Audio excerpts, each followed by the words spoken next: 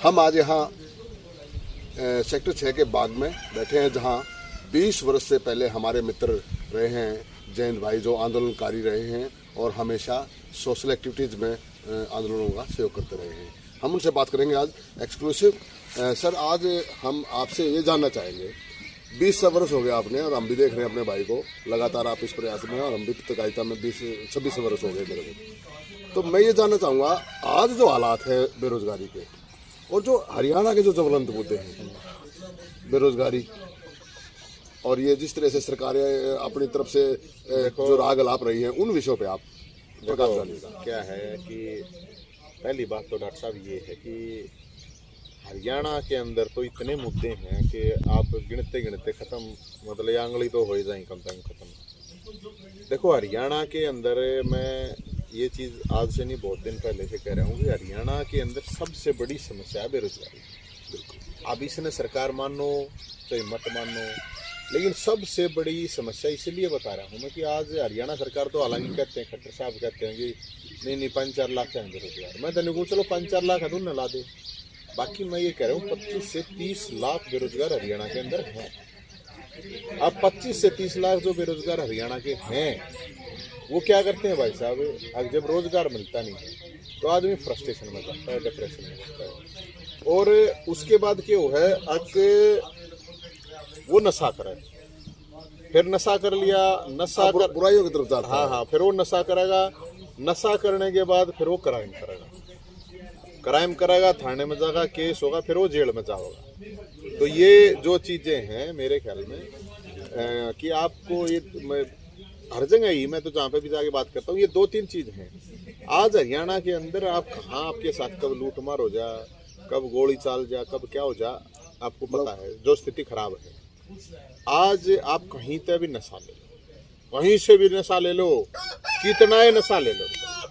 अच्छा, जिस तरह से ये तो हालात पैदा हो ही रहे हैं, बेरोजगारी पे बुरे हालात हैं, लेकिन इस पे क्या कहेंगे जो जगह जगह आंगनवाड़ी वर्कर, अभी इधर से ये एक्सटेंशन लेक्चरर हैं, उनका भी आमरण अनशन चला हुआ पंचकुला में, और इसी तरह से बहुत सारे ये नहीं है। देखो, सबसे पहले तो ये है कि जो जैसे ड्राइंग टीचर थे पीटीआई से, वो हटाए, कह रहे हैं अभी कोर्ट ने हटाए, चलो हटा दिए कोर्ट ने। सरकार ने उनको ये कहा, कमिट करा था उनको कि भाई हम जो है ना, आपका चूल्हा बंद नहीं होने देंगे। अब वो जो चूल्हा बंद नहीं होने देंगे, वो चूल्हा दे ठा ले आई सरकार, बंद गेहूं का चूल्हा ठा लिया। ये तो पहले के हैं। फिर इसके बाद अभी जो है करीब 50,000 हमारी माताएं बहनें सड़क पे बैठी, इतने जाडे थे वे जब भी सड़क पे बैठी थी, उनने 2 महीने से ज्यादा आंदोलन करते हो लिए। आंगनवाड़ी 50,000 करीब है, आशा वर्कर हैं, वे बेचारी घर घर घूम घूम कर लोगों की सेवाई तो करें, के रुपये दें उन्होंने के कर दिया। अब वही सरकार ने उनके लिए बहुत कुछ कर दिया, वे सड़कों पे हैं। और सड़क पे अगर कोई है तो उससे सरकार बात करके क्यों बैठा हुआ है, उनने इतने दिन में सड़क पे एक्सटेंशन लेक्चरर हैं, 2000 एक्सटेंशन लेक्चरर, सारे बेचारे पढ़े लिखे PhD हैं, वे उड़ा आमरण पे बैठे हैं, वे उड़ा मरणता ही तैयार बैठे हैं। तो सरकार के खिलाफ जब आंदोलन होता है तो सरकार को सुननी चाहिए, कोई सुनना ना तो कौन है ना भाई। अगर वो नाजायज मांग कर रहे हैं तो वो भी बता दो, सरकार ये कहोगे भाई ये नाजायज मांग कर रहे हैं, वो कहे ना, कोई लॉजिक तो देके कहे भाई। अगर कोई सरकार बताए तो सरकार, अब सरकार कहती है, अभी मैं मुख्यमंत्री साहब का इंटरव्यू पढ़ रहा था, बोले हमने तो 10 लाख तो इतनी नौकरी दे दी, 10 आदमी इनाम तो दे दे, उन 10 लाख में तो 10 ही दे दे भाई। आप ये बताओ, बहुत सी नौकरियां ऐसी हैं, आपकी नौकरियों में हर भर्ती में गड़बड़, करोड़ों रुपए आपके बोर्ड में मिलते हैं।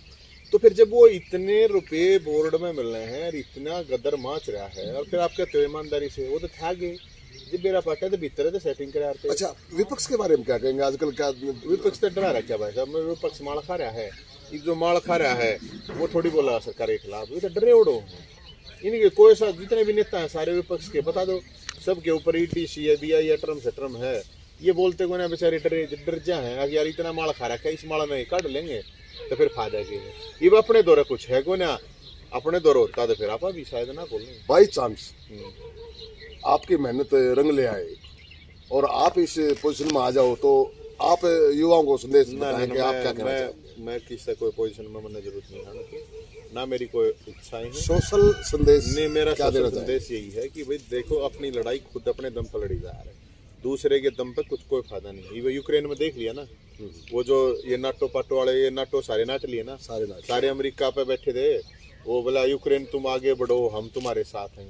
अच्छा कोई पाया ना, उसकी दही तड़वा दी यूक्रेन की, हैं उसकी दही तड़वा गए। अरे तो ये चीजें हैं, ये आपके लिए हर चीज के लिए लागू हुई है। ये एक युद्ध है और इस युद्ध में ये साफ दिख रहा है आप अपनी लड़ाई अपने दम पे लड़ो अगर लड़नी है तो, नहीं तो अपने गुजारा कर लो अपने 2 रोटी चटनी खा के, कोई प्रॉब्लम नहीं, फालतू इसमें जरूरत है। तो मैं तो इसमें यही कहूँगा, मुद्दा किसका जो भी है, मेरा अपना ये मानना है कि किसी का भी कोई भी हो, भाई मान लो ये आंगनवाड़ी है वो लड़ रही है लड़ाई, तो फिर हमारे जैसे भी जितनी हेल्प पोस्ट वर्कर्स के हैं, एक्सटेंशन लेक्चरर हैं, आशा वर्कर हैं और अलग अलग डिपार्टमेंट में जो अपने कर्मचारी हैं। अब पुरानी पेंशन के लिए कर्मचारी पहले भी आंदोलन करें, ईपी का है। अब उन सबको उनको आगे आना पड़ेगा हर चीज के लिए, जिसका इशू है उसको आगे आना पड़ेगा, उसके साथ दूसरे लोगों की सपोर्ट की जरूरत होती है। और मेरा काम तो इतना ही है भाई साहब, मेरा जो अनुभव है, मैं जितनी जिसकी आवाज़ उठा सकता हूँ मैं उठा सकूँ। मैं कोई घना बड्डा इतना बड्डा था ना, घना बड्डा चौधरी ना, मैं घना बड्डा ठेकेदार और ना मैं इतना बड्डा आदमी आगे भाई मेरे कहे तो कोई चीज़ वो हो जाएगी। लेकिन हाँ ये है, मैं जिसा भी हूँ उनके लिए। अब जैसे मेरे पास आए थे ये स्कूल, प्राइवेट स्कूलों वाले जो गैर मान्यता प्राप्त हैं, अब उसमें मतलब 1.5-2 लाख आदमी काम करें उन स्कूलों में, वे तुम रोजगार दे नहीं सकते यार, उनका भी क्यों छीन रहे हो? जिसका जो चल रहा है, कोरोना वैसे था, वे क्या करते, उसमें लाखों 2-4 लाख बालक तो पढ़ रहे हैं उन स्कूलों में भी, उनकी भी इसी तिसी करती तब ने अरे बिनू कहेगा महीने बंद करवाओगे। तो सरकार को ये देखना चाहिए कम से कम यार, ये आपातकाल है, आपातकाल तो ये हेल्थ इमरजेंसी थी ना जी, तो ये हेल्थ इमरजेंसी में जिसका काम चल रहा था उसका का नाश हो गया यार, बिल्कुल है। तो कम से कम सरकार को कुछ ना कुछ हेल्प करनी चाहिए, हेल्प करने की बजाय उसका और लठ मारा है। तो आज के दिन हरियाणा के अंदर बहुत बड़े बड़े इशू हैं, टॉपिक हैं। ये तो मैंने आपको लेटेस्ट बताए हैं। प्राइवेट जो अपने ये गैर मान्यता प्राप्त स्कूल हैं उन गलात मारा है, ये PTI, drawing teacher, extension lecture, ASHA worker, anganwadi वाले, ये जो कर्मचारी आवाज उठाए। एक बात बताऊँ, जैसे मैंने इस बारे में पता पहले भी करा था। अब जैसे कर्मचारी, अब कोई सरकारी कर्मचारी है कह रहे हैं कि यार इन 20-30 साल नौकरी करी, फिर इनकी पेंशन वेंशन बंद करो। एक एमएलए एमपी बनाए, 5 साल बनाए, उसकी क्या तगुना बंद करते फिर? अगर उससे घाटा होता है, अगर कर्मचारियों को पैसा देने से घाटा होता है सरकार को, तो मेरे को एक बात बता दो, एमएलए एमपी जो बने हैं, जैब बने हैं, उससे की उस हिसाब से बढ़ जाए इनकी पेंशन है, तो उन पेंशन देने का नहीं घाटा होता, उनकी भी बंद कर दो। क्या प्रॉब्लम है उसमें? तो कोई प्रॉब्लम नहीं होनी चाहिए। एमपी एमएलए की भी पेंशन बंद करो और सरकारी करा की तो ठीक है फिर। लेकिन मेरा यही मानना है कि जो बुढ़ापे में जरूरत हो यार, सब क्या आएंगे बुढ़ापे में, कोई साथ ना दिया रहे उस टाइम, या सरकार पैसे देवा नहीं। चौधरी देवलाल ने 100 रुपये महीना मानदेय किया था, बुजुर्गों का मान सम्मान किया था। उसमें कोई जाति पाति या कोई आर्थिक बेस नहीं था। बहुत बढ़िया। इस सरकार ने यहाँ पर बताया, अब किया है लागू इन्होंने कि भाई जिसकी आर्थिक स्थिति मजबूत है या कोई दूसरी पेंशन ले रहा है उसको ये बुढ़ापा, ये चौधरी देवलाल की मानदेय की बात थी। नहीं देखो, जो संपन्न लोग हैं उनको पेंशन की जरूरत नहीं है, संपन्न की जरूरत नहीं है। मैं ये बिल्कुल इसमें कोई दो राय नहीं है।